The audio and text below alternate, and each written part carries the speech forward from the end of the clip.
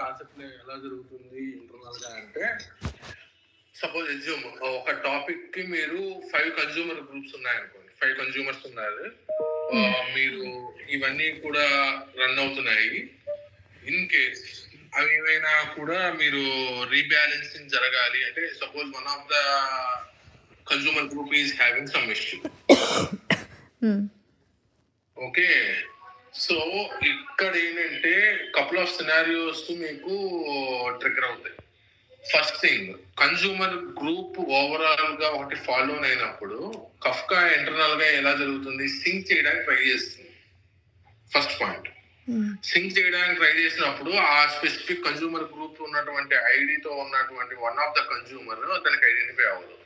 Internal గా ఈ rebalancing వచ్చినప్పుడు అక్కడ ఈ మెసేజెస్ అనేవి ఇన్సింక్ అవ్వాలి. మన పార్టీషన్స్ ఎన్నైతే క్రియేట్ చేసామో ఈ with respect to these partitions messages in sync లోకి చేయడానికి ట్రై చేస్తుంది. కానీ ఎప్పుడైతే ఇది డౌన్ అయ్యిందో ఆ సినారియోలో అది జరగదు. అప్పుడు అది ఎలా బిహేవ్ చేస్తుంది అంటే,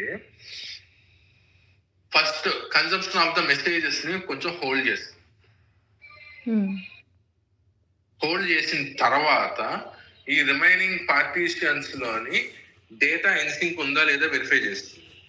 ఇన్సింక్ అంటే కన్జ్యూమింగ్ కరెక్ట్ గా చేస్తుందా లేదా? కన్జ్యూమింగ్ ప్రతిదానికి మీకు ఒక ఆఫ్సెట్ క్రియేట్ చేసుకుంటుంది కదా, ఆల్ ద ఆఫ్సెట్స్ ఇన్సింక్ లోకి వచ్చాయా లేదా అంటే, ఇప్పుడు దీని కాన్సెప్ట్ లో ఏంటి, మనకి ఎప్పుడైనా సరే ఎక్కడైనా సరే వాటర్ ఫెయిల్ అయినా సరే రెండో దానిలోని డేటా మనకి అవైలబిలిటీ ఉండాలి. ప్రాసెసింగ్ ఎక్కడా కూడా మనకు ప్రాబ్లం అనుకోవడం. సో ఇవి ఇంటర్నల్ గా ఏం చేస్తుంది, ఆ ప్రతి మెసేజ్ కి ఒక ఐడి మెన్షన్ చేస్తుంది. ఆ మెన్షన్ చేసిన ఐడి ప్రకారంగా అది ఇన్సింక్ లో ఉన్నాయా లేదా ఆ హ్యాష్ ప్రకారంగా అది ఇంటర్నల్ గా వెరిఫై చేస్తుంది. వెరిఫై చేసినప్పుడు ఈ స్పెసిఫిక్ ఒకటి డౌన్ అయ్యింది, మనకి డౌన్ అయ్యి ఒక రీబ్యాలెన్సింగ్ జరగాలి. ఇప్పుడు రీబ్యాలెన్సింగ్ జరగాల్సి వచ్చినప్పుడు ఈ మెసేజెస్ అనేవి డిస్ట్రిబ్యూట్ అయ్యి ఇన్సింక్ చేయడం కోసం గానీ అది ఏం చేస్తుంది, ఫస్ట్ కన్జ్యూమర్స్ ని little bit of the time period hold చేస్తుంది. హోల్డ్ చేసి ఈ మిగతా వాటన్నిటిని ఫస్ట్ ఇన్సింక్ చేయడానికి ట్రై చేస్తుంది. వన్స్ అవి ఇన్సింక్ అయ్యాయి అన్న తర్వాత ఇమీడియట్ గా ఈ హోల్డ్ ఏవైతే చేసాయో ఈ ట్రాన్సాక్షన్స్ ఏవైతే ఉంటాయో మెసేజెస్ అవన్నిటిని పుష్ చేసి ఇన్సింక్ చేస్తుంది. This is one thing will happen. But the other way around some times ఏంటంటే టెంపరరీ నెట్వర్క్ గ్లిచ్ వస్తుంది. Because of that message consumptions అనేవి ప్రాపర్ గా అవ్వకపోవచ్చు. బట్ మాస్టర్ ఏంటంటే తెలియదు అది కంప్లీట్ గా డౌన్ అయ్యిందా ఏంటా, which was trying continuously poll the information to make it in sync. But ఈ సినారియోలో ఏమవుతుంది, ఆ network for suppose assume 5 minutes delay అనుకుందాం. ఈ ఇన్ ద మీన్ వైల్ మీరు ఒక 10 మెసేజెస్ పోస్ట్ చేశారు. ఓకే, ఇవి సపోజ్ ఎజ్యూమ్ 4 పార్టీషన్స్ ఉన్నాయి. అవుట్ ఆఫ్ 4 లోనేమో వన్ ఆఫ్ ద థింగ్ ఏమో వచ్చి కన్సంప్షన్ లో ఏమో ప్రాబ్లం వచ్చింది. ఈ రిప్లికేషన్ జరిగినప్పుడు ఏదో సమ్ నెట్వర్క్ లిస్ట్ వచ్చింది, ఏదో అయ్యింది అక్కడ. ఇప్పుడు ఇవి అన్ని సింక్ లో ఉంటాయి కానీ ఆ ఒక్కటే సింక్ లో ఉండదు. కానీ సెకండ్ టైం తర్వాత అది క్రియేట్ అయ్యింది, అప్ అయ్యింది. ఇప్పుడు ఇది ఏం చేయాలి, ఇన్సింక్ చేయాలి. ఇన్సింక్ చేసేటప్పుడు ఎలా చేస్తుంది, దానిలో ఉన్నటువంటి last offset, A offset in the sense hash ID maintain చేస్తుంది. ఆ హ్యాష్ ఐడి మెయింటైన్ చేసినప్పుడు ఆ ఐడికి అది ఎంత వరకు సింక్ అయ్యింది అనేది చెక్ చేస్తుంది. దాని తర్వాత నుంచి ఎన్ని మెసేజెస్ వచ్చాయి రిమైనింగ్ పార్టీషన్స్ లోని అనేది చెక్ చేసుకుని చూసుకుంటుంది. దాని ప్రకారంగా అన్ని మెసేజెస్ ని before processing any new message దాన్ని పుష్ చేయడానికి ట్రై చేస్తూ ఉంటుంది. మరి అది కన్జ్యూమర్ ఒకేసారి ఓవర్లోడ్ అయిపోదా? కన్జ్యూమర్ కాదు, ఇక్కడ కన్జ్యూమర్ ఒకేసారి కంప్లీట్ గా మీకు ఇక్కడ కన్జ్యూమర్ ఎక్కడ ఉంటుంది, కన్జ్యూమర్ ఇన్ని క్రియేట్ చేసినప్పుడు కన్జ్యూమర్ గ్రూప్ ఐడీస్ అన్ని కూడా ఒకే ఐడితో మెయింటైన్ అవుతాయి. అవును. సో ఈ సినారియోలో దాన్ని కంప్లీట్ గా కన్జ్యూమర్ గ్రూప్ వాడు రిజిస్టర్ అప్లికేషన్ స్టార్ట్ చేయడానికి ముందుగానే ఇది ఏం చేస్తుంది, వీడు ఎప్పుడైతే ఇది నెట్వర్క్ అవైలబిలిటీలోకి వచ్చిందో consumer group completely not in able to consume the messages from that specific partition. Okay, which will be in hold. Okay, first ఈ మాస్టర్ ఏదైతే ఉంటుందో ఇవన్నీ ఇన్ సింక్ లో ఉన్నాయా లేదా అని ఎవ్రీ టైం చెక్ చేసుకుంటుంది. ఇంటర్నల్ గా చెక్ చేసుకుంటుంది టాపిక్స్ ఇంటర్నల్లీ అది చెక్ చేసుకుంటుంది. ఇప్పుడు ఎప్పుడైతే ఇక్కడ హ్యాష్ ఐడీస్ రిమైనింగ్ పార్టీషన్స్ కి ద ఫెయిల్డ్ పార్టీషన్ కి డిఫరెన్స్ ఉన్నది అని ఐడెంటిఫై చేస్తుందో ఆ డిఫరెన్స్ ఎన్ని మెసేజెస్ అయితే ఉన్నాయో దాన్ని ఫస్ట్ ఇన్స్టింక్ చేస్తుంది. అంటే రెప్లికేషన్ ఫ్యాక్టర్ సెట్ చేసుకోవడానికి ఫస్ట్ ట్రై చేస్తుంది. యా, దాని ప్రకారం అది సెట్ చేసి ఫస్ట్ అది ఇన్సింక్ లోకి వచ్చిన తర్వాత ఆటోమేటిక్ గా దానికి అప్పుడు కన్స్యూమర్స్ మెసేజ్ పోల్ చేసుకోవడానికి దానికి ఫ్లెక్సిబిలిటీ ఇస్తుంది. అంతవరకు కూడా దాన్ని కంప్లీట్ గా ఏమో అవైలబిలిటీలోకి తీసుకురాదు. అవైలబిలిటీలోకి తీసుకొచ్చింది అనుకోండి, for suppose there might be few factors forceful గా మనం చేయడానికి. బట్ థింగ్ ఏంటంటే అలా చేసినప్పుడు ఏమవుతుంది అంటే మెసేజ్ ల్యాగ్ అనేది క్రియేట్ అయిపోతుంది. కఫ్కా మెసేజెస్ లోనే ల్యాగ్ అనేది క్రియేట్ అయిపోతుంది. ల్యాగ్ క్రియేట్ అయిపోయి అవి ఇన్సింక్ అవ్వకుండా మెసేజెస్ డిస్టర్బెన్స్ అయ్యి ఆ ల్యాగ్ అనేది పెరుగుతూ వెళ్తుంది అనమాట. సో ఆ సినారియోలో ఏం చేయాల్సి వస్తుంది అంటే, ఫిక్స్ చేయాలి అంటే there are only two options. One thing, you should completely shut down your application because messages lag will be created huge. మనం అలా రన్ చేస్తుంటే అప్లికేషన్ ని ఈ పార్టీషన్స్ డిఫరెన్సెస్ వల్ల మెసేజెస్ ఏవైతే ఇన్సింక్ అవ్వలేదో వాటి వల్ల ఏమవుతుంది అంటే కొత్తగా వచ్చే మెసేజెస్ దీనికి తెలియదు. సో అక్కడ ఏమవుతుంది, పెద్ద ల్యాగ్ క్రియేట్ అయిపోతుంది, క్యూ బండిల్ అప్ అయిపోతుంది. సో క్యూ బండిల్ అప్ అయిపోతే ప్రాసెసింగ్ కి కన్స్యూమర్స్ ఏవైతే ఉంటాయో అవన్నీ కూడా లోడ్ హెవీగా ప్రాసెసింగ్ చేయాల్సి వస్తుంది. So which will lead out of memory. So applications fail అవడానికి స్కోప్ వస్తుంది.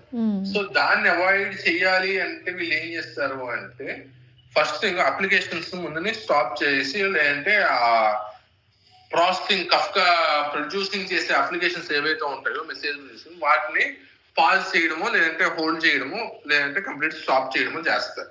చేసిన తర్వాత there are two possibilities. One thing, make it in sync by forcefully running certain commands. Second thing, you manually or you run a command to delete that specific partition and recreate it.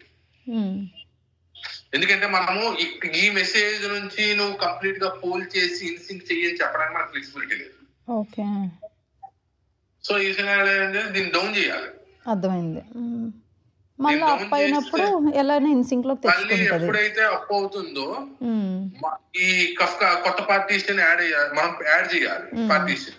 Partition ఎప్పుడైతే topic మనం add చేస్తామో at the time internally it will verify, okay new partition came, so I need to make in sync. So it will push and sync all the data.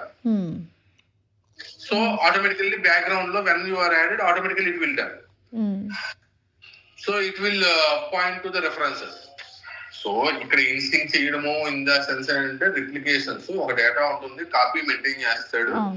But object references మనం ఎలా refer చేస్తూ ఉంటామో similar sets లో వాళ్ళు refer చేస్తూ దాన్ని sync చేస్తారు. Underline లో వెళ్తే స్ట్రక్చర్ ఓరియంటెడ్ గా మాట్లాడితే. సో ఇప్పుడు ఏమవుతుంది, మనం ఇది ఇన్స్టింక్ అయిపోయిన తర్వాత మన అప్లికేషన్స్ ఎప్పుడైతే మనం అప్ చేస్తామో, అప్ చేయగానే data should be normal. So all the consumers and all the partitions are in sync. So any new message comes, automatically applications will able to consume it and process it. Yeah, అర్థమైంది. Okay, ఇది usual గా జరిగేటటువంటి ఇది. So actually ఇది usual గా ఎప్పుడైనా సరే face అయ్యేది. ఫస్ట్ మీకు ఎప్పుడైనా రీబ్యాలెన్సింగ్ లో వచ్చేటప్పుడు రీబ్యాలెన్సింగ్ స్ట్రైట్ ఫార్వర్డ్ కాకుండా మెసేజ్ లాగింగ్ ఈ టెర్మినాలజీ వాడతారు. అదే. సో ఇప్పుడు ఫర్ ఎగ్జాంపుల్ మీరు చెప్పిన సొల్యూషన్లో ఒక పార్టీషన్ని డౌన్ చేసేస్తామన్నారు కదా, ఆ ఎగ్జిస్టింగ్ పార్టీషన్లో కన్స్యూమర్స్ ఉంటారు కదా, ఎవరైతే కన్స్యూమ్ చేస్తున్నారో ఆ పార్టీషన్,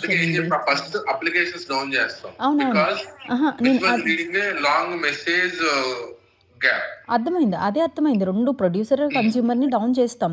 కానీ నేనేమడుగుతున్నా అంటే, ఇప్పుడు పార్టీషన్లోని మన ఆఫ్సెట్ కమిటింగ్ అది ఉంటుంది కదా, ఈ పార్టీషన్కి ఐడి ఉంటుంది కదా, ఇప్పుడు కొత్త దానికి వేరే ఐడి ఉంటుంది కదా, మరి మీరు ఎగ్జిస్టింగ్ దాన్ని డ్రాప్ చేసేస్తారు. అవును, మీరు ఎగ్జిస్టింగ్ దాన్ని డ్రాప్ చేశారంటే దాని తాలూకా ఐడి అన్ని అరేంజ్ అయిపోతాయి ఆటోమేటిక్. అవును, కానీ అప్పుడు కన్స్యూమర్స్ ఎక్కడి వరకు చదివారు అన్నప్పుడు కొత్తది క్రియేట్ చేశారు అనుకోండి. ఫర్ ఎగ్జాంపుల్ కొత్తది క్రియేట్ చేశారంటే freshly you are starting, that means you are on the index of 0.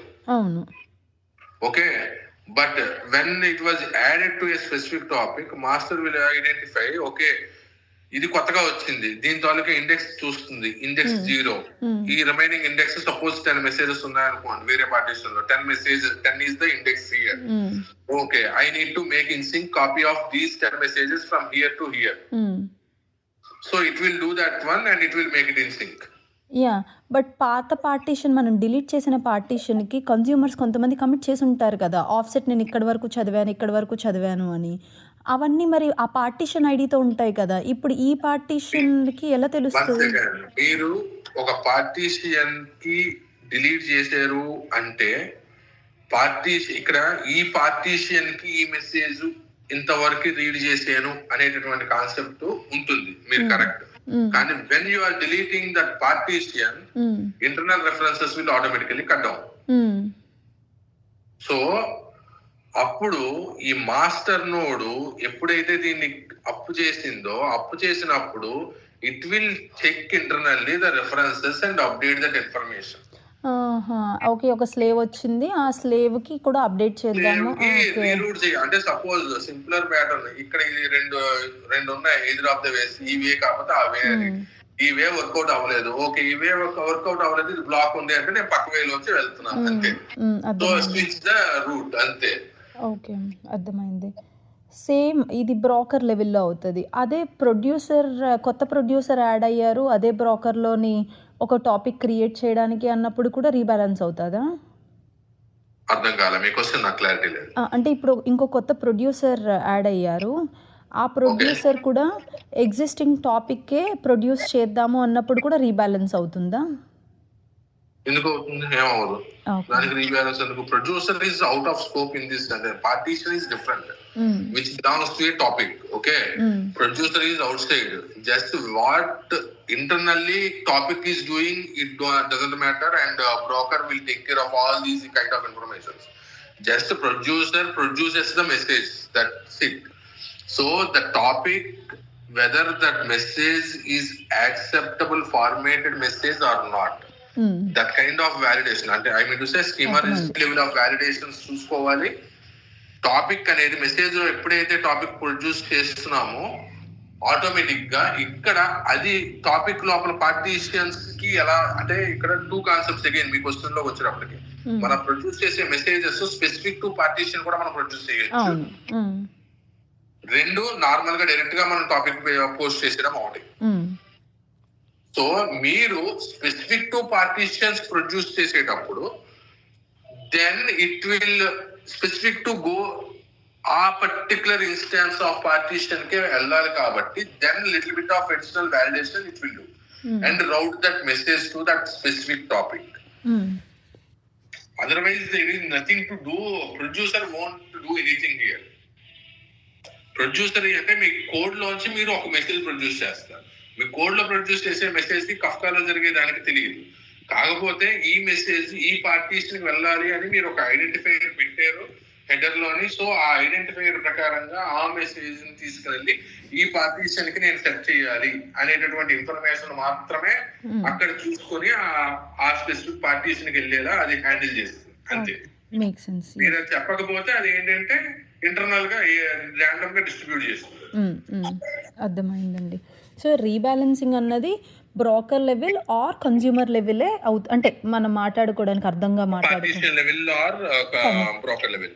Okay. మరి ఒకవేళ కొత్త కన్స్యూమర్ యాడ్ అయ్యారు, వేరే అదే కన్స్యూమర్ సపోజ్ థింక్ కన్స్యూమర్ వచ్చాడు, కొత్త కన్స్యూమర్ యాడ్ అయ్యాడు. కన్స్యూమర్ అనేవాడు ఎప్పుడైనా సరే comes with some group ID.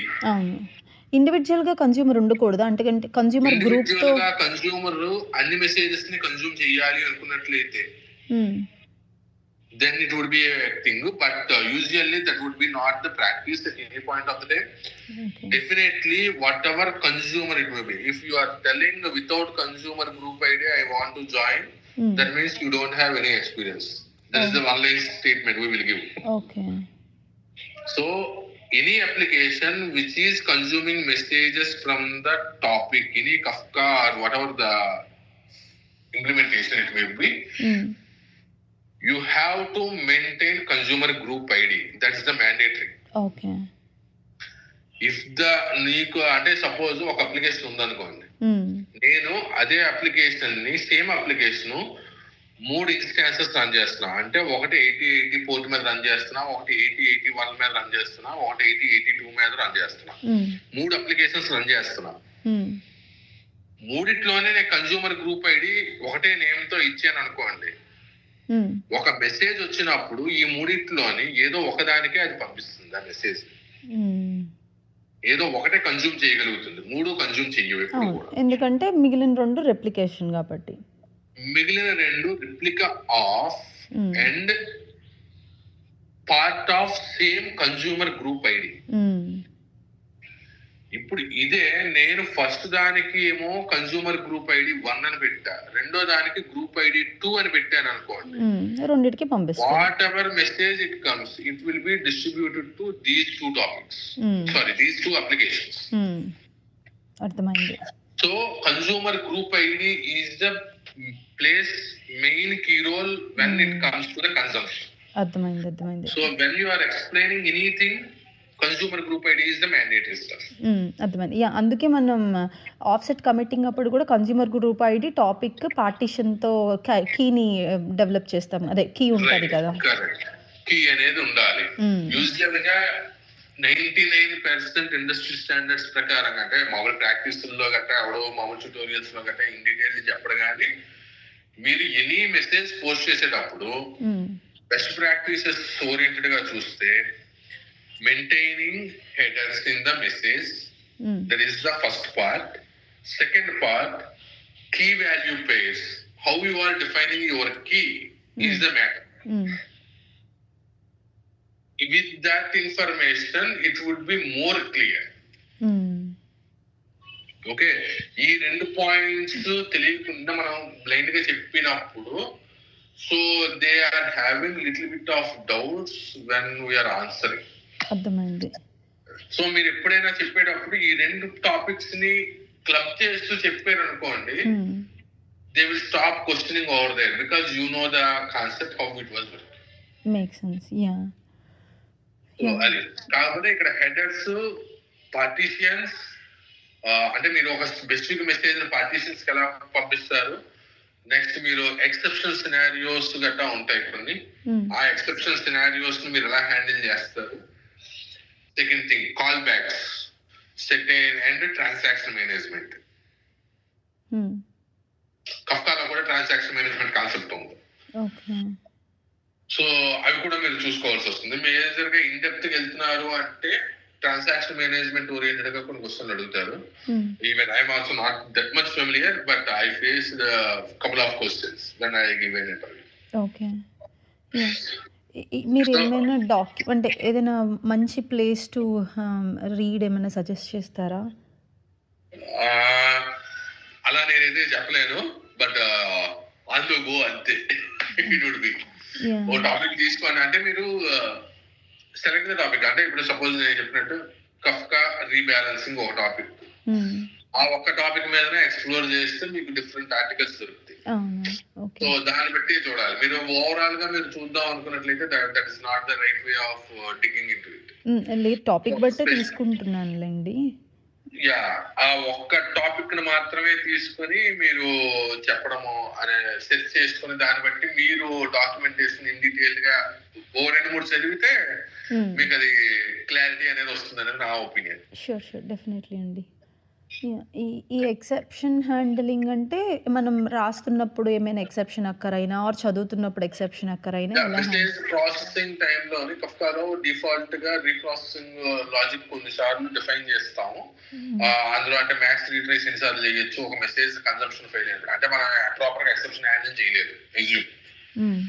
Proper message exception handle చేయకపోతే, సో కఫ్కాలో ఏదైనా సరే మీకు తెలుసు కదా, కమ్యూనికేషన్ బై కమ్యూనికేషన్, ఇది మళ్ళీ అప్డేట్ చేయాలి. ఓకే, ఈ మెసేజ్ కన్సంప్షన్ ఈస్ కంప్లీటెడ్ అనే విషయం మళ్ళీ అక్కడ చెప్పాలి.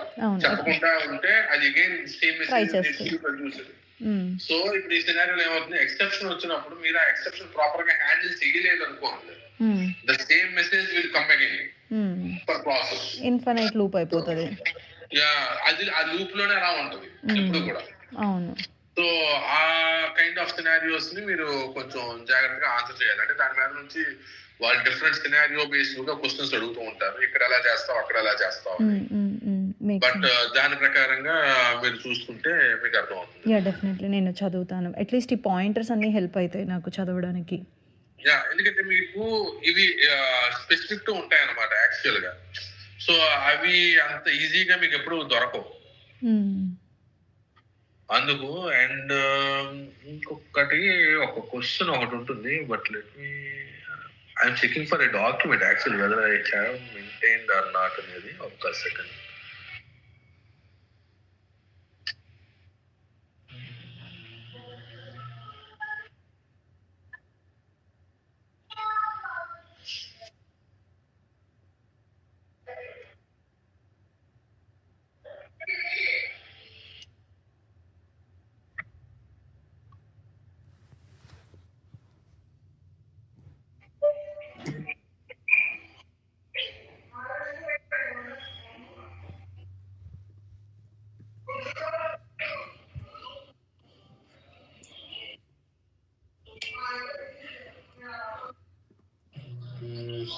Where is that one?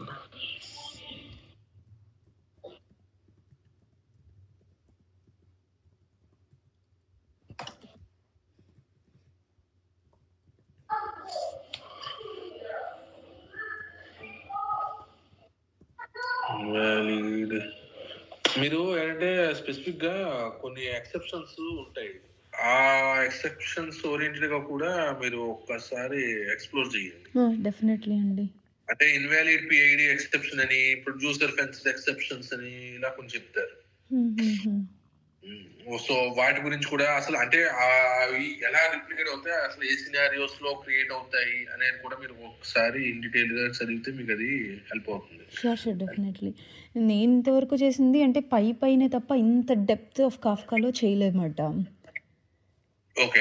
So అందుకని అంటే నేను చదివా ఇవన్నీ అదేంటి లాగ్ సెగ్మెంట్స్ ఎలా క్రియేట్ అవుతాయి, ఆ తర్వాత రిటెన్షన్ పాలసీ అప్పుడు ఏం చేస్తుంది, ఎన్ని టైప్స్ ఉంటాయి అన్నీ చదివా. ఈ ఇదే నాకు రీబ్యాలెన్సింగ్ చదువుతున్నప్పుడు మేబీ మరి లేట్ నైట్ చదివానో అంత అర్థం కాలేదు మాట. So invalid PID mapping exception అనేది ఒకటి వస్తూ ఉంటుంది. వెరీ ఫ్రీక్వెంట్ కామన్ థింగ్ అన్నమాట. పార్టీషన్ ఐడి మ్యాపింగ్ అనా? ఇన్వాలిడ్ పిఐడి ఎక్సెప్షన్ అది యాక్చువల్ గా. అంటే అదే పిఐడి అంటే ఏంటి అని? అది ప్రాసెస్ ఐడి అనుకుంటా నాకు గుర్తున్నంత వరకు. అది ప్రొడ్యూసర్ ఐడీస్ ఉంటాయి. ప్రొడ్యూసర్ ఐడి, పార్టీషన్ ఐడీస్ ఉంటాయి. సమయం అంటే జస్ట్ మీరు గూగుల్ చేయండి. అంటే ఆ ఎక్సెప్షన్ సినారియో ఏంటి అంటే, సపోజ్ నేను ఒక టాపిక్ క్రియేట్ చేశా. టాపిక్ కి suppose assume I created 5 partitions. Okay. But 5 partitions కి కూడా నేను ఏంటంటే ప్రొడ్యూసర్స్ ఉన్నాయి, కన్జ్యూమర్స్ ఉన్నారు. Okay assume. ఓకే. ఇప్పుడు ఏ సినారియోలో ఏమవుతుంది అంటే, నేను 5 పార్టీషన్స్ ఉన్నాయి, నాకు 5 ఇన్స్టాన్సెస్ ఆఫ్ అప్లికేషన్ నేను రన్ చేస్తున్నాను. So automatically these are consumers are bound to specifically for partition. To be frank, we are just simply saying it was topic, but it's not about the topic. Randomly, it will subscribe to one of the partition. Okay. అది ఏం జరుగుతుంది అంటే ఈ సినారియోలోకి వచ్చినప్పుడు direct గా మనం ఒక message post చేసాము, అది ప్రాసెసింగ్ లోకి వెళ్తుంది, అంతా వెళ్తుంది. దీనిలోనే మనకి ఒక కాన్సెప్ట్ ఉంది. ఎక్స్పైరేషన్ టైం అనేది ఒకటి మనం సెట్ చేయొచ్చు messages. I mean to say transaction ID expiration milli seconds something. Okay. Which is the default configuration 7 days. మన retention period that. Okay. So ఆ టైం లోపల ఓకే నేను అప్లికేషన్ స్టార్ట్ చేశాను, అలా ఐడియల్ గా వదిలేసాను. ఓకే. నేను ఏ మెసేజెస్ పోస్ట్ చేయటం లేదు నా కఫ్కా టాపిక్ లోకి. Application is still running. It was trying to maintaining that phase continuously to listen for some messages. But nothing is coming. So retention period I configured for 7 days. కానీ ఏమీ లేవు. ఏ message లేదు. 8th day came.